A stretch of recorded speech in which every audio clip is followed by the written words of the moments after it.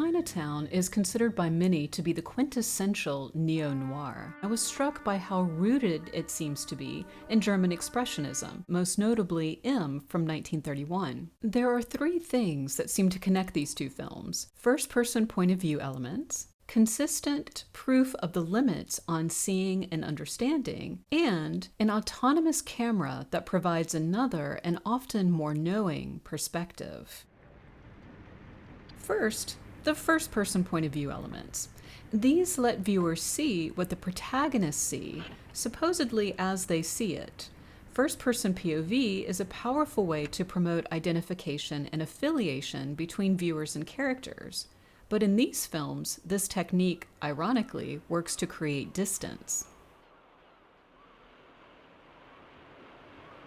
In this scene from Chinatown, Polanski splits the narration between Jake and Mulray. We've been intimately involved with Jake to this point, shadowing him as he follows Mulray around LA. Mulray, to this point, has been a job, a thesis in search of evidence, but in this scene, we spend a moment with him, see his melancholy and his contemplative expression. We also see, along with him, those who have seen the film before might realize Polanski is creating a moment of foreshadowing here, as Mulray picks up a starfish in the ebb tide pool. Notice too how the shadows obscure his face. We then return to Jake, peering down at Mulray with an ambiguous, hard-to-read expression. As the scene continues, the camera distance framing Mulray increases, which makes him smaller. He's harder to see and read. We return to Jake in close-up, but now he's side-lit, which suggests shadowy motives or internal conflict. The spatial distance between the men is a hint that Jake's theory about Mulray is actually pretty far off. Jake is convinced he knows the truth about Mulray, and now he just has to prove it. But the film shows us how fallible Jake's hold on the truth might be.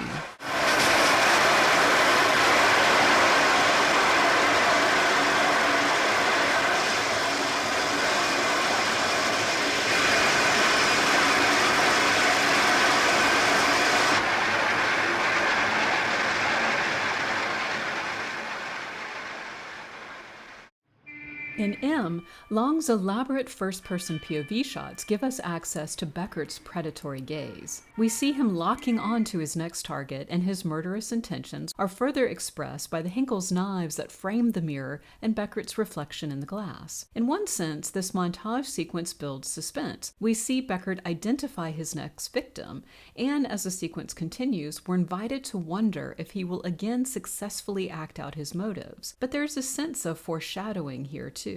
Beckert's framing within a frame resembles that of his potential victim, and we look at him as he looks at her. In returning here after Beckert's first-person POV, Long suggests that we are sizing up Beckert.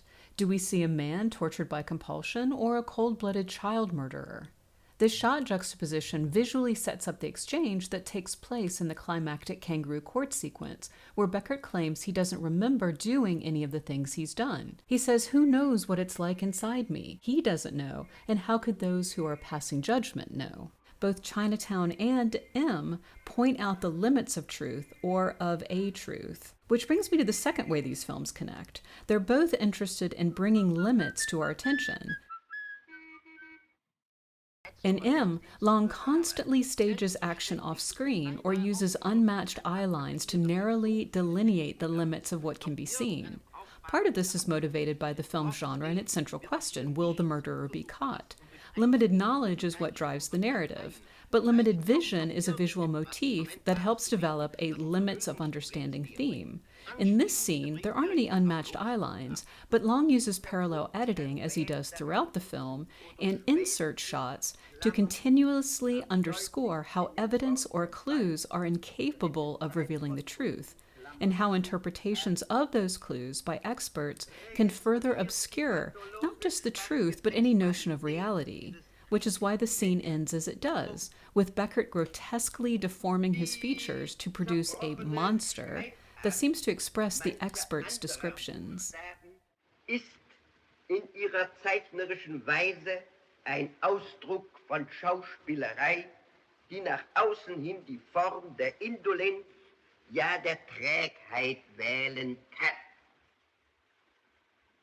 Im ganzen Schriftbild liegt ein schwer erweisbarer, aber intensiv fühlbarer Zug von Wahnsinn. In Chinatown, Polanski cleverly stages a scene in Mulray's office where we see Jake begin to piece together a theory from the individual photographs on the wall. These too are clues, but Jake's interpretation of these clues are as limited as the photographs within their frames and the moments and poses and performances that the photographs capture.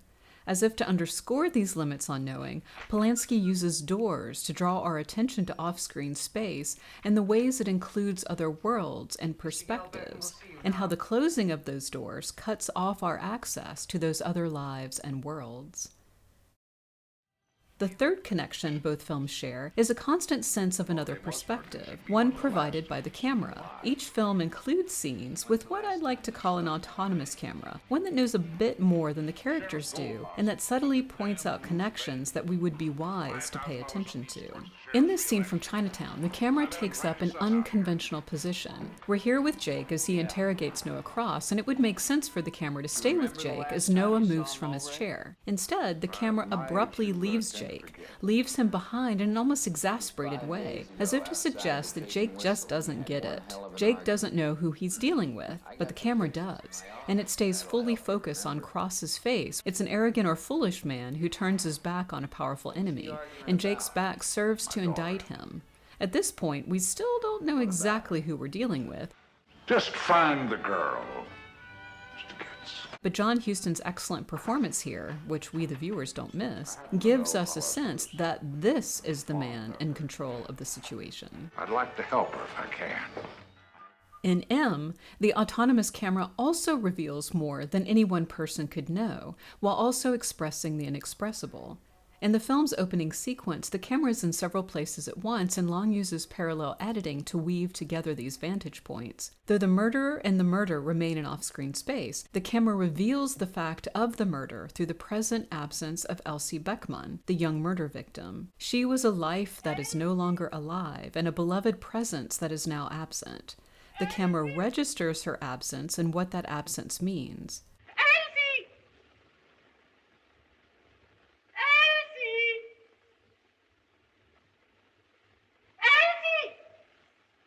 Though we don't see her death, we know of it, at the same time as the murderer. And we are thus implicated indirectly in it in a meta-critique of cinematic and genre voyeurism, a meta-critique filmmakers like Alfred Hitchcock, Michael Powell, and Roman Polanski later develop in their own works.